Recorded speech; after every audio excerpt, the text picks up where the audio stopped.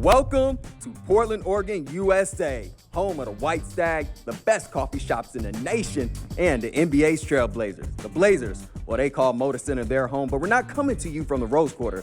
No, we're keeping you on your toes, and we're just a little bit up the road at the Garden Tavern, where, for the next 60 minutes, Chauncey Billups tells you all about his journey from Hall of Fame player to head coach.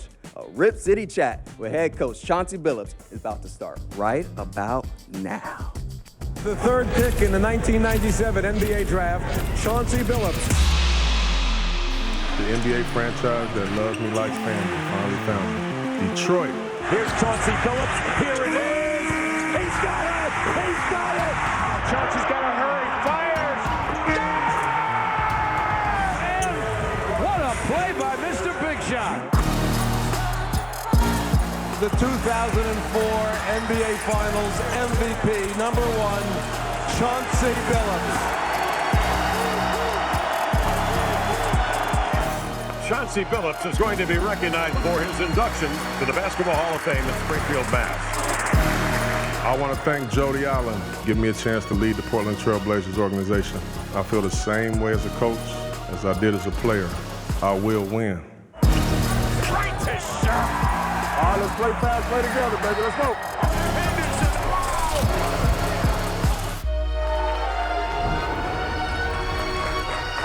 Well, good evening, good people, and welcome in, baby. Welcome into the Garden Tavern. I'm K2 Sports Director Tyree Smith, and if you had yourself a bad day, we about to make that change, folks. For the next 60 minutes, you're about to hear from somebody you don't typically hear from this long, Mr. Big Shot himself, head coach Chauncey Billups, and he's going to be talking with the best around, analyst Lamar Hurd. Give it up to the fellas on stage. Let's get to them. Thank you, Tyree, and thank you, everybody, for joining us today. It's my pleasure to have Coach here, and I'm excited that you all get to hear from him in the same way I get to a lot of times, behind the scenes. He's one of the most knowledgeable, one of the best there is, and as you saw, a tremendous player. And one of the things I love the most about Coach is he does not lead with his playing career. He leads with who he is. He's the same person every single day, and in my role, that's very important when you try to have a coach-analyst relationship, someone who's accomplished everything he's accomplished, but is willing at times to tell me, hey, if you need anything, call me, to make sure I'm comfortable, to make sure all of our colleagues are comfortable. I'll share a quick story with you before we get going here with Coach. And I don't know if you remember this, Coach, but your first year, we were going to the airport, and at the time, I didn't know your car. So I was years in, and normally I know everybody's cars. So I know when I get up to the gate, I don't want to be in the way.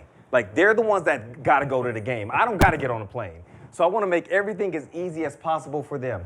We go through the same gate. And so I know, okay, that's Dame's car right there. Okay, that's CJ's car right there. And then there was this other car that was in the cut, and I didn't know that car. So I thought it might have been just one of our people, one of our broadcast people, which we all go through the gate at the same time. You know, if it's coach or player, though, we try to give them time. So I start driving through the gate, and I'm looking, and I think I'm good, and the window was tinted. You know, he got that Hall of Fame tint on it. And I'm looking, and it's Coach Billups. And this is one of my first interactions with him for a road trip. So what's going through my mind is, I just cut off the head coach to get on the plane. Now, that's how we're going to kick off our relationship. And I was stressed. So I got on the plane, and I said, I got to go apologize to him. I got to let him know, because I've never done that before. I'd known everybody's car. And do you remember this? You walked to the back of the plane, and I was trying to get myself bold. I was trying to get the courage. And I was going to stand up as you're walking to stop you, but I didn't have the courage yet. So I sat a little bit. I let you go, and then you came back. And when he came back, I said, Coach, I apologize, man. That car that was outside the gate that went in right before you went in, that was me. And I'll make sure that never you remember this now? I do. I said, I'll make sure that never happens again. And I wish y'all could have seen the face he made. He was so upset on behalf of me that I even felt that way. And he was very adamant, and he said, don't ever worry about anything like that again. We're on the same team. We're doing this together. And he has been true to that word in every single interaction since then. So, Coach, thank you for being who you say you are, and we're excited to talk to you today. I appreciate it. Yeah. I'm serious. I really was surprised. Yeah. I'm like, what you mean you sorry? Like, we all going in here at the same time. It's no big deal. I was surprised by that, but I meant what I said. Well, that speaks to you because not everybody in your position feels that way. That's not a normal thing. And I think it also reflects the leadership we have in Rip City. I can go off for days about our team president, Dwayne Hankins, our general manager, Joe Cronin, our head coach, Chauncey Billups. They lead with humility, and they make it a really fun place to work. So, Coach, let's jump right into it. 5th season as the Blazer head coach. Yeah. I know you're excited every year that you come in, but is there something this season that excites you maybe a little differently than seasons past? Yeah, I am, I am always excited because I know the work that's put in the summertime. But this year is a little different. I really do feel like this year is like, it's like this year is the beginning, if that makes sense. We went through some tough few years, some pretty lean years, but for good reason, it worked out. What byproducts of those tough years are Shaden Sharp and Scoot and Donovan. You get Tumani in the process of that. You get Denny in the process of that. So those painful years worked out. Yeah. We got some incredible young players, and I really do just feel like this is the beginning now. I've gotten better over time. I love where we are. I love where we're at. So that's what I'm most excited about in my 5th year is just, one, I've grown a ton. Our guys have grown a ton. And, we're just starting this out now, in my opinion. So that's what really excites me. When you say you've grown, how so? Pretty much in every aspect. My voice for the team, my understanding of, it's funny, and you notice about me, amongst our team and our players, I never ever talk about my playing career. Yeah. I just don't. I don't do it. I always said when I become a coach, I'm never going to be that, back when I played, or this is what I did, or we were this. I never do that. Why not? Well, I played for coaches that have done that, and that didn't matter to me. What mattered to me was how they could actually help me. And that doesn't help me to be able to just say, oh, this is what I did, or I accomplished this, to me, that doesn't matter. It's how can I get there? How can you help me get there? So that's really all I focus on, is how I can help these guys achieve what they want to achieve. But in so many different ways, my voice, my confidence in knowing what I want to do out there during the game, how we want to play offensively, how we want to play defensively. I've changed a little bit of that along the way as I've learned and matured a little bit in it and started to study different systems and watching the overseas team. I mean, I'm just a big, I cast a big net on who I actually want to be as a team. And I feel like I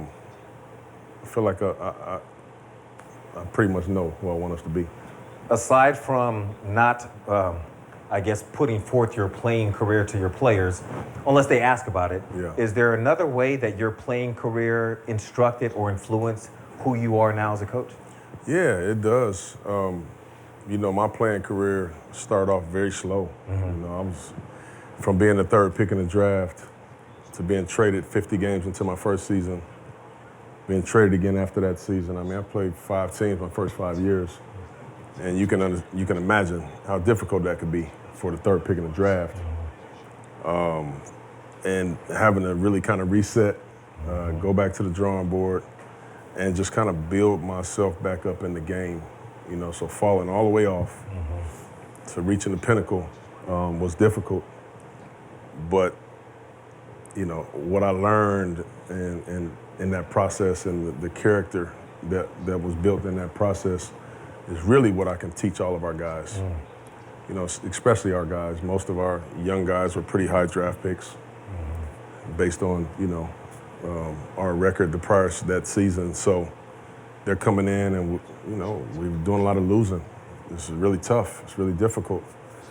They've been the best player on every team that they've been on since they've been playing. Now you come to the NBA and you're probably the 5th or 6th or 7th best player. How do you deal with that? Mentally, I know how those guys feel. And so that's where I think my relatability is the key for us as a team, and how I coach because I've been pretty much every player on the team at some point in my career. You know, so I can speak to that and I can help them. Chauncey has weathered the storm. Bring it back. They've gotten better and better and better and better. It's been a process. It worked out perfect. I always just believe that things happen how they're supposed to. I would say the biggest impact that Chauncey's had on me, encouraging me to be myself. When you are playing for a Hall of Famer, a champion, Finals MVP, you have to respect what he has to say. His experience as a player and who he is as a person is only going to elevate me in both areas. I feel like he was able to teach me so much on and off the court. Being able to pick his brain, I think it's been huge for me. Man, he's just been a great, leader towards the whole team as a whole. Just looking forward to for many more years. Chauncey has been great for me. That's, it's like family to me now. As soon as I got here, right, he embraced me. Being a player, former player, Hall of Fame, just easier to relate to him than any other coach that I've had in the past. Got it, 1, 2, 3. Together. Welcome back to a Rip City Chat with Coach Billups. That was a big statement from Jeremy Grant. He's played for a coach that's won a championship, and Michael Malone, yet he feels he can relate to you the most. Not denigrating Coach Malone, but just saying there's a different connection. How does it make you feel hearing your players talk about you like that? Yeah, I mean, obviously that makes me feel good. It makes me, it validates what I think in terms of just me being able to connect with them, because for me, this coaching thing is much more than basketball. I see these guys being young guys making a ton of money in this world, and when you don't come from that, you don't really understand how that works, and what to do. And you got so many people pulling on you. And there are not a lot of coaches that have been through what they're going through and can help them through that. And so it's bigger than basketball. I'm teaching them about finances and investing and business savvy and family issues and all of the things.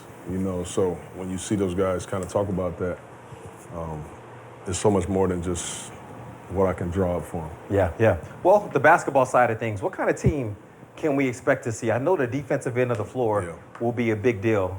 How big of a deal will it be? Well, it's who we are. I thought last year, the most positive thing that came out of last year was the second half of the season. We really finally established an identity. And we've been chipping away at it, and we finally got it, and we'll look to continue that and even elevate that this year. We are a defensive first team. We have so many really good defensive players that it just makes sense, for us to be that way. And I personally believe that that's how it should be. Even the best teams, if you watch the playoffs, the teams that continue to advance, of course they have these exceptional MVP type of guys, but they're really elite defensive basketball teams. And for us, as we start to build it, let's build it there. And then we'll just start doing all the rest later. But you're gonna see a team that's getting after people, making people very uncomfortable. That's my word for our team this year. Uncomfortable. I want to make everybody we play against uncomfortable. Defensively, that means our pressure and our physicality. Offensively, that means our speed, and our cutting in the half court, not letting teams just kind of sit there and watch the ball. Our offensive rebounding, those things make you uncomfortable. So that's who we are going to see this year. When did defense become so important for you? Because you were a McDonald's All-American. You could score the ball at will. So going back to your childhood days, it doesn't seem like you would have had to have played defense in order to be successful. You were so good offensively. So when did that switch happen for you? Yeah, I was taught the game the right way. Okay. At an early stage? And I really was. And I was taught very early that the guy that never plays defense and even tries, but shoots all the shots, probably going to be a great player, but the team is not going to like playing with him. And so I always remembered that, and my younger years when I was so much better than people offensively, I still, competed on the defensive end because I just thought it mattered to me, that guys wanted to play with me, that I could lead. And I don't think you can really lead if you're not doing what you're asking other people to do. And so that was always really big for me. And then, you know, you start getting in the league, and I talked about the struggles I had, you know, and one way of building myself back up is to show that I can go out there and guard people, you know. So I've always taken pride in it. Good stuff. You have an international team this year. 7 different countries represented with the U.S., Canada, China, Belgium, Israel, France, and South Sudan. Yeah. What is that like, coaching all those different backgrounds? I need to take some more language classes. But, you know, it's cool, man, because one thing that I know that we all know, that basketball is like universal. It really is, and it has a universal language. But one thing I love about sports in general, our game included, but between sports and music, it just unifies everybody. You know, no matter the color, the background, the upbringing, what you believe politically, nothing matters in sports. Everybody is cheering for who they're cheering for, you know, and it just brings everybody together. So our game is really international now. You know, you look at, I don't know, the past 5, 6 MVPs, man. Yeah. You know, they're all, you know, international players. So it's just what the game is, it's what it is now, you know, and, you know, we have some really amazing international players. Damian Lillard headed back to Portland. It's a storybook ending. Yeah, physically he left, but mentally he was never gone. His heart was always in Portland. I ain't gonna drive. Like, I don't usually be feeling like this, bro. I feel so happy on the inside. It never felt right not being home. And with this being a younger team, it's a lot of things that I can share without having to be on the floor. Having this type of team, young, future stars of the league, being able to contribute to their success and be a part of that, I think it's gonna open the door to bring back a lot of special moments to Rip City. Welcome back to a Rip City Chat with Chauncey Billups. We just heard from Dame. How is he fitting in? I know that might sound like a bit of a stupid question just because he's the franchise icon, but he has been gone. And you guys did a lot of stuff without him, and he's always so measured and considerate with his approach to not overstep. So that's where I ask, how is he deciding to fit in? What have you seen from him? And how can you help him with that process? You know, Lamar, it's actually a great question. Okay. Because we're just so different now than when Dame left. And when Dame left, you know, we had to, anytime we played, we just had to he had to kind of save us. You know, we were kind of young, and we needed incredible nights from him just to be able to compete. And we're not in that spot anymore, you know, and I think the reason why we're not in that spot is because we've done a really good job. Our guys have gotten better as they start to mature, but that's also what made Dame so attracted to coming back here, seeing where these guys are, you know, where the organization is going. But he's doing great. I mean, it's been a seamless fit. I mean, he's just always so authentic, and he allows these relationships to grow organically, and, you know, he's very sensitive to not overstep, but I'm like, Dame, you can never overstep. Yeah. Like, they need you, we need you. And he's just happy, man. And I think we all feel the same way. It just feels right now again. Yeah, you it know, does. Having Dame back home. It does. He's going to be joined with 2-time NBA champ Drew Holiday. Yes. How do you feel about Drew? Oh, man, I love Drew. Yeah. I love Drew. You know, he really does. He makes a coach's job very easy from an aspect of he's learning our offense and our defense, and, you know, he's going to get to a point very soon where he's not even going to have to look over there to understand what I want and what we need, whether he has the ball in his hands or not. He thinks the game. You talk about his defense. Yeah. Defense first guy. He's made every single team that he's ever been on better. Yep. And they usually get worse when he leaves. Yep. He's that type of player. Yeah. And I'm just excited to coach him. You know, I'm more excited what he's going to be able to help me with. You know, as a coach, you need great players. You need smart players. But also what he's going to be able to do to help Scoot and Shaden and Sumani and Denny, the youngins. You know, I'm really pumped about Drew. Yeah, I know you were pumped about Scoot as well. Yes. Unfortunately, though, the hamstring tear has him sidelined. How was he doing before the injury, and how's he doing now? Yeah, I tell you, I was just so excited about Scoot. He had an incredible summer. He was really, really playing well in the gym. We've been there all September. So I feel so bad for him. I was waiting so everybody else could see the stuff you've been seeing. What I've been seeing. Golly, he was playing so good, and it took him a few days. It was tough on him to know that he was going to miss a little bit of time because he'd been working so hard to improve in all the areas that I've been challenging him on. But he's good. He's made peace with it. He's good. He's around the gym every day. He's going to be just fine. He's going to be just fine. Good. What's clicked with Shaedon Sharpe? Because I've been to a couple of your practices, and he seems like he's moving different. Yeah. And that's saying a lot from Shaedon, who already can, get it done athletically with the best of them. Yeah. But even defensively, he's moving different.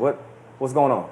Well, he definitely has taken a step, and he understands and knows that if he's not guarding, he's not going to reach his potential, because if you're not going to guard, I'm probably not going to play you as much.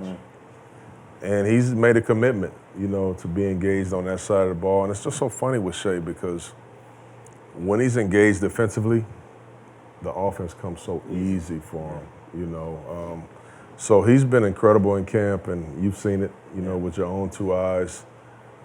He's just been, he's out of probably 2.5 weeks, he's probably had one day where I'm like, Shea, what are you doing? Big difference. One day. Yeah. And that is incredible. Yeah. So I've been really happy. We've all been very happy with Shea. I know you were happy with Tumani Kamara, his ascension last year. He won the second team all-defense award. Yep. You told him this is the first and last time for second team. Was that a challenge, an expectation, or a little bit of both? That is a challenge because I believe he's a first-team all-defensive player. I really do. Anytime you get a guy that disruptive, that type of size, leads the league in charges, he's just so many things. You could just go down a list of, if our team had gotten more wins, the national media would be able to see him more, and they would see what we're seeing. But I was a challenge for him, as I'm saying. Congratulations. That's awesome for you to get that. Yeah. But that should be the last time you get that. Yeah. We're going to the first team, baby. Yeah. And he holds himself to that type of standard as well. Our guys do. He's the heart and soul of our defense, man. He really is. So I was proud of him, but we got to take it up a notch. A guy who is also really good defensively, but we talked a lot about his offense, his playmaking, his rebounding last season because he was new. We were getting a chance to know him. Danny Avdia, but also a stellar defender. Yeah. He had a breakout season under you, which a lot of players have had when they join the Blazers, and you give that relatability. It gives them that courage to go play the way they want to play. He averaged 24 points per game around in Eurobasket to Denny Avdia, which you got a chance to go and see some of that, which I want to know how that experience was in a little bit. But first, I want you to let us know, what can we expect from Denny? Is it too much to expect more than what he did in the second half of last season? Because CB, in the second half of last season, he was an all-star. Oh, man, he was. Am I going too far if that's the ground level expectation? No, you're 100% right. He was incredible in that second half of the year. He finally realized when he gets down, he's just so big and strong. Yeah. And when he gets downhill, if the defense is out of position, he's learned how to get fouled. He's going to shoot a lot of free throws. See, now I got to stop you, because this is what I love about him. So he learns how to get fouls, which his players do. They learn things. But I didn't even know this until we were 4 months or so into the season last year. Coach had a very impressionable and significant conversation with Denny Avdia last season about how to create that collision and draw certain fouls. And Denny was, if I had to put a top ranking on it, he was a top 10 player in the league. He was. In transition and creating problems. Yeah. But Coach didn't tell us until late in the year that some of that stemmed from a conversation that they had. So when you speak about him, please also let us know what those little buttons that you are pressing, so that we can know that was a CB and Denny kind of partnership thing right there. Yeah, I don't do it for that. But I know you don't. That's why I got to make you. But he's Denny he's so fast, so strong, and the way the rules are now, you know, if you can get going right, if you can catch a guy out of position, he's trying to retreat, he's trying to get back in position. If you can just run into him, he's out of position, they got to blow the whistle. Now you continuation, you lay it, or whatever you do. And he tried it about 2 or 3 games in a row. He started trying it, and he started playing fast, getting downhill. Man, he was trying it. And they was just blowing the whistle, blowing the whistle, blowing the whistle. He kept looking at me like, dang. Really? Yeah. And it was just became so easy for him. So he figured that part out, and then he started figuring out the playmaking that he can do. Aside from that, we started letting him handle the ball more, initiate the offense more. He's a really good rebounder. So I'm telling him every time, when you get the rebound, don't even look at nobody for an outlet. Just go. Tell them how you phrase it. Just go. It's Denny's play. It's Denny's play. I tell Denny all the time, when you get a defensive rebound, that is your play. Get the ball, boom, blaze it up the court. If nobody stops you, you should be dunking it, laying it up, whatever. When they do stop you and start getting back, because he's just so fast, then you can just start playmaking a little bit. So that resonated with Denny. Yeah. You know, that's an incentive. And you know, I used to feel that way too. Yeah. You know, like I've spent most of the game playmaking the whole time, so I'm like, on a fast break, this is kind of my play. You know, so I just kind of shared that with them. Yeah, yeah. Welcome to the 2025 NBA Draft. The shocker to the draft, big man of Young Hansen, fresh off the insane draft cycle. Congrats. Thank you. He's so happy. He's very happy right now. Thank you for coming. We're here to introduce our newest draft pick, Young Hansen. Hansen is a good young player, very, very talented, but we're really excited about him. We really are. Incredible feel for the game. Really impressed with his court awareness and his mobility for a big. Very competitive. He's going to fit perfectly well. Young Hansen with his highlight dunk of Summer League. Hansen for 3. Young Hansen has quickly become the people's choice here. Kind of feel like we're onto something with this young man from China. Back to a Rip City chat with head coach Trailblazers, head coach Chauncey Billups. I got to be honest for a second. And maybe some of y'all in the crowd feel the same way, so let me know. On draft night, CB, when I was looking at the list of names as possibilities for the Blazers to draft, I never heard of this name. I didn't hear of this name. And you know, when Joe Cronin and the scouting department I trust, but when the selection was made, I did not know what to think. Was anybody else in that same room with me? Okay. The rest of the world was. Okay. And it changed really fast because a 3-minute video started floating around on the internet showing his footwork, showing his passing, showing his ball. And then I said, I got it. Now it makes sense. Yeah. When did you know, though? When did you have that moment where you knew his name and you knew his game? Yeah, well, he had been on our radar for a couple of years. The scouts, you know, our scouting department had been on him. Yeah. You know, back gyms, they've been on him. And so I was seeing some clips of him. And then when we brought him in to work out, in an incredible workout, so many top picks were in this workout. He was the best player there. I mean, I was so impressed with him. We were all so impressed with him, his footwork, his skill, his feel. Things that I look at, just his energy. He was a connector. Like, people were making shots, he was going to give everybody 5, and somebody fell, he ran over there to pick him up, and just the person.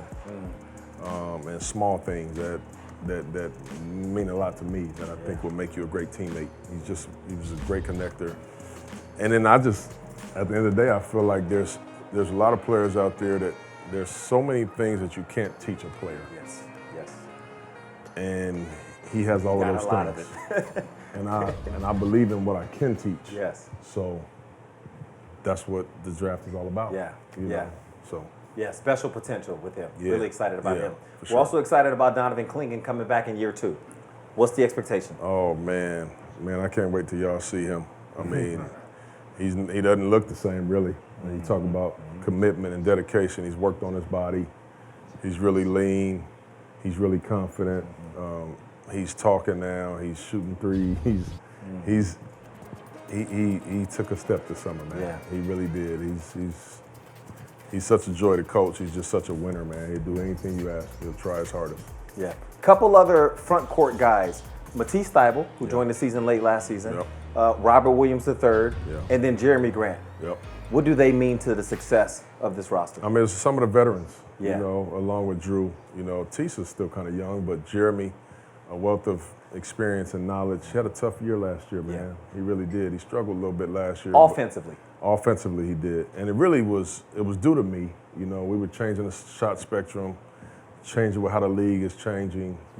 And he was committed to it, which took him out of his kind of favorite shots. So it was really his dedication and commitment and believing in me that had him struggle a little bit. So I respect him for that. But he's not that Jeremy. He's the Jeremy that we traded for right now. He's guarding his butt off. He's knocking down shots. He's been very aggressive. He is really, really excited about where we are as a team. So I'm pumped about him. Rob Williams has been working extremely hard. Hadn't done 5-on-5 with us yet, but he's doing all the non-contact stuff, and we know Rob is like a one-man wrecking crew when he's out there. So excited to have him back. And Tease, you know, Tease came back at the end of the season last year playing great. Had a good spring. So man, we for the first time, I will say this. I got some real decisions to make. You know, it's some real decisions to make there in terms of whatever starters, minutes, rotation, and I welcome that. I'm excited about it. I was going to go to a break, but something just came to mind, and I'll be really quick about it. As you're naming those guys, especially Rob Williams III as an anchor, DC we talked about. The defensive potential for this team is through the roof.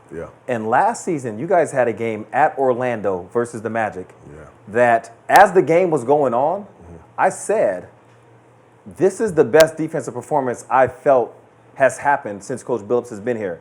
And you confirmed that in the post-game press conference. Could we see something going into next year where, like, there's multiple of those types of games? Like, do you think that was repeatable? You guys were out of this world that night. But is that kind of the goal, to try to raise the baseline, the floor level, to looking more like that, and then even having more special nights beyond that? Yes. I mean, you heard me say it. I mean, uncomfortable is our word. That night it looked like it was 7 guys out there ripping and running around. We'll have a ton of those nights this year. We really will. If you like defense, you're gonna like us. You know, you really are. Coach, 5th year coaching, also your 5th year residing in the Portland metro community. What makes this city unique compared to the other cities you've played and coached in? Or played and assistant coach with the Clippers? Yeah, I mean, I've been around a lot of places. No place like Portland in terms of what I love. Some of the things I love most about it, I love the pace of the city. You know, it's a smooth pace. Not a lot of hustle and bustle of the big cities. It's chilled. People are very nice. Great fans. You know, we really kind of the only show in town. Even though I'm really excited about the W team coming, I'm pumped about that. But I just love that. I mean, the food is incredible. The coffee is incredible. You know, my wife loves wine. I don't really drink wine, but there's just so many incredible things that most people don't know about it. And I think y'all should keep it a secret because you don't want it to get too crowded. Well, something that's been a bit of a secret to an extent is your community involvement. I feel like you treat your community involvement really similar to how you treat your own play-in days. You do it, you don't talk much about it. And there's so much that even if I didn't find out about it, I had no idea Coach was doing it. Whether him offering to go coach a junior high kids game after a road trip one time, or him jumping in Moda Center, helping out with the kid tour that was happening at times when your team was not playing well. So it would have been real easy to go run and hide, but you showed up for them. Or his Porter Billups Leadership Academy in Denver. The list is extensive. Do you intentionally just kind of go about the work as is, kind of quietly under the radar? Is that an intentional decision? And also, what excites you the most about all of those things that you do? Yeah.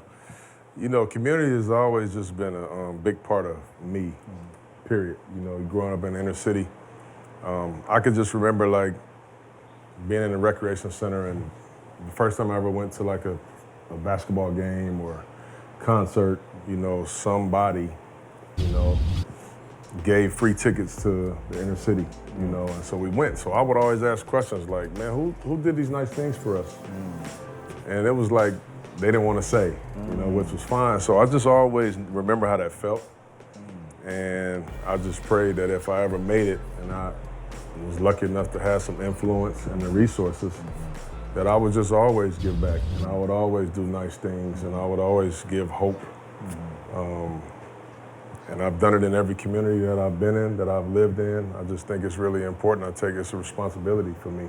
So, you know, my Leadership Academy that you spoke about is, me and I starting our 30th year. Wow. You know, we got 225 kids there in Denver. And I'm at a point now, my goal is to scale that, you know, and maybe hopefully start one here and a couple other cities. It's been incredibly successful. And I just believe education is the only way that we can really, you know, level the playing field, you know, and be able to compete in the world. So I've been really big on the community thing. Yeah, thank you for that. And in case anyone doesn't know, that Leadership Academy provides scholarship for kids who otherwise would not have the chance to get to college. Yeah, it is. It's an education-based program. You know, we bring kids in, incoming fourth graders, bring them in. It's a summer program. If they stay with us all the way through high school, which will be 9 years for most of them. We have a partnership with this Regis University in Denver. It's a Jesuit school, but we pay for them a 4-year scholarship there, you know, if they stay with us the whole time. So I've been, that's my baby. That's awesome. That's awesome. Thank you, Coach. Appreciate it. Well, now I'm going to turn it back to K2's Tyree Smith because he's with the audience who has some questions for you. Appreciate you, Lamar. Listen, yes, this city is big on the NBA, and you already know that the fingers are going at it on social media. So now they got a chance to finally ask Coach a little bit of questions. So, folks, raise your hand. Let me see. Who got a question, folks? All y'all raise your hand. Who wants to be able to ask Coach a question? You know what? I like the Adidas jacket. Let me get you. Come on. Yeah, I got to get you to stand up and come on over here. Yes, sir. Yes, sir. Yeah. Let me get your name, your age. Let me stand you right here. Your name, your age, and how long you've been a Blazers fan. So, Lakiana Drury, 36 years old, founder and executive director of Word is Bond, which is one of the nonprofit partners with Trailblazers. And I've been a Blazer fan since 2017 when I came to Portland. Okay. All right. Ask your question to Coach. What you got for him? Yeah, so, you know, a lot of folks don't know that Portland has one of the highest gun violence rates in the country. You talked about education outcomes, right? That's another thing that a lot of youth of color struggle with is education outcomes. And so I'm curious to know, like, what is your philosophy for your players, as you said, to use their influence not only on the court, but to impact a lot of these communities of color around the city? First of all, Word is Bond is an incredible, doing some heavy work, man. So doing some good things. Secondly, with my players, it's just one of the things that they sometimes forget about the influence that they have on the younger generation, you know, and even, you know, the older generation. And I don't let them forget that, you know. We have certain little things that we do during the year, and it's easy for them to be like, man, I'm tired, or we just played, and I don't let that happen. You know, I make these things kind of mandatory, and they need to understand how people see them and the influence that they can have on people. And you talk about, you know, gun violence or crime or whatever, like, we have the ability to change those things. We just have to do it in the right way, you know. And sometimes they don't even know what to do. They don't know what to say. And I've been there, I've done that, I still do that. And that's, again, one of the reasons and ways that I like to do things and lead situations. So our guys, they understand and they have a sense of community, you know, and giving back, and I'm proud of that. Thanks, Coach. Appreciate you, my man. Appreciate you. Yes, sir. Yes, sir. All right, now, Coach, we got more for you now. No Come on, man. Come on. I ain't got nowhere to be. You ain't got nowhere to be. Raise the hands then. Hey, he said he got some questions to answer. Anybody got some questions? Let me see. That's a cool hat. Let me get that hat. Yep. Yes, sir. Yes. Hey, the hat's cool. Let me get your name, age, and how long you been a Blazers fan. Yeah, Justin Rossman, 40 years old, for 40 years, because I'm 40 years old, born and raised Northeast Portland. So, absolutely, ready to see my first championship. So, absolutely. Okay, go ahead. But you mentioned that, food is something that you love about Portland, and I'm a big foodie here in Portland. And people always ask me, like, hey, when they come to town, like, what restaurants should they go to? And so I know we don't like to blow up spots sometimes, but if you're willing to share what your favorite place is that you like to go eat off the court and hang out at, if not, your favorite cuisine or something, but where you and your wife like to go, ambiance, service, quality of food, whatever that leans to. Yeah. There's a lot of places here, obviously. Y'all know that. We love Jenkin. It's great. Food is great. The atmosphere is great. I love Screen Door. I go to both of them. I'm all over the place going to. But I really love, and I didn't know this until I came here, but I really love these, like, the food truck communities. Like, I never lived anywhere that had it like this. So I love going there. And to say I got 2 or 3 people in town, I just love it because I might like that, you like that, let's meet in the middle and have a good time. I love them, man. So I visit all of those all over the city. Big ones, small ones. People be like, what you doing here? I'm saying, what you doing here? Come to eat. So yeah, man, like this city obviously is full of great restaurants, and I venture out and try to try new restaurants all the time because I am a creature of habit. So I will get stuck at one spot. Appreciate you, man. Thank you. Coach, you look like you're having a good time, so I'm going to give you one more question. Yes, I am. All right, you look like you're having one more time. Let me see. All right, hold on. I didn't do really much in the back here. And you gave me the eye. So Thank you. I appreciate you. What's your name, your age, and how long you been a Blazer? That's my age, right? No, Okay. well, I apologize. Okay, good. I'm Scott Lofton. I'm 56, and I'm a lifetime Blazer fan. Been here my entire life. I have been here for a championship, so I'm excited for that. Can't wait to see another one. How's the golf game, Coach? Okay. My golf season's over right now. Okay, good. Well, I do have a It's time to basketball focus. question. So we talked quite a bit about our last 2 first-round picks. Yeah. Is there a chance we're going to see both of them on the floor at the same time together this year? The big guys? Yeah, the big guys. Probably not. We want to play fast, you heard me say, right? That's going to hurt our chances to do that. But you're going to see them out there plenty, though. They'll be out there a lot. Good. All right, thank you. All right, appreciate you. Thank you. Get this young lady right here, man. Get this young lady right Get here. this young lady right here? Yes. Okay, all right, let's do it. Coach picked you out. May I get your name, your age, and how long you been a Blazers fan? My name is Eleni. I'm 17. I've been a Blazer fan since the day I was born. 17 years? I was about to say, but that's a long time Blazers fan. What's your question? What's one of your favorite memories so far as being our head coach? It's a great question. I would probably say coaching the game that Dame scored 71 points. That was, I can't say I coached that much. I was kind of like watching. I was just kind of watching that game. So that was a lot of fun to be a part of that. Well, appreciate it. Great question. You so Thank much. you. Thank you for your question, for sure. Well, Lamar, you've done such a good job. We're tossing it back to you guys on the stage to wrap this up for us. Thank you, all right? Tyree. Thank you. Coach, I got one more question for you. Okay. You were 20 years old when you got drafted, and since that time, you have either played, coached, or even spent time broadcasting in the NBA. Every single year. 28 years. Yes. What has a lifetime in the NBA taught you? That's a great question, man.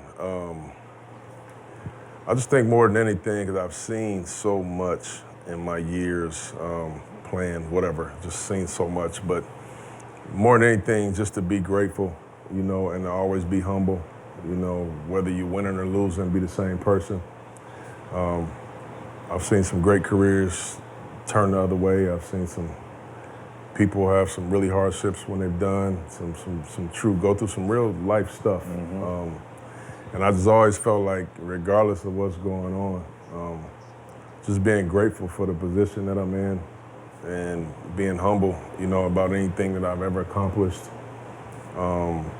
Just moving like that every single day at all times has been like kind of my thing. It's just kind of who I am. So I've been blessed to experience a lot, and see a lot. and I don't take any of it for granted. Yeah, yeah.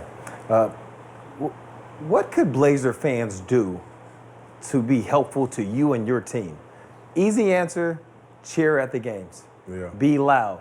Yeah. Is there anything else that during your time as a player you said, I wish Blazer or wherever you were at, fans did this or that? No, you know, I'm thankful for our fans because they've been patient. You know, they've been very patient, and there's been some incredible basketball here. This is the basketball-rich organization here, so they've kind of understood where we're at. You know, over the last several years, they've been very patient with it. Still come out and cheer for us every single game, and I tell our guys all the time over the years, as long as we give it all we have, they're going to cheer for us. Yeah. If you just lay it on the line, they're going to cheer for us. It doesn't matter the name on the back of the jersey. Just give it all you have. They're going to respect that. You know, and I know it's not easy. You know, shoot, these games and stuff, it's expensive. So we got to give everybody a good product and a reason to get down there. So I have I think our fans are great. You know, I got no complaints with our fans. They've been awesome. They've been patient. They keep riding with us. I love it. Yes. Well, we are all looking forward to seeing the reward of that patience as you go into maybe your most excited year as a Blazers coach, a team that is stocked from top to bottom with a Hall of Famer waiting in the wings to join next season. A lot of good stuff coming in. Can we give it up for Coach Chauncey Billups, please, for his time? Thank you, guys. Thank you. That will include our Rip City chat with Coach Chauncey Billups. Thank you to everyone involved, the Garden Tavern. It's Rip City, baby. Time for the games to begin. Thank you, Coach. Thank you.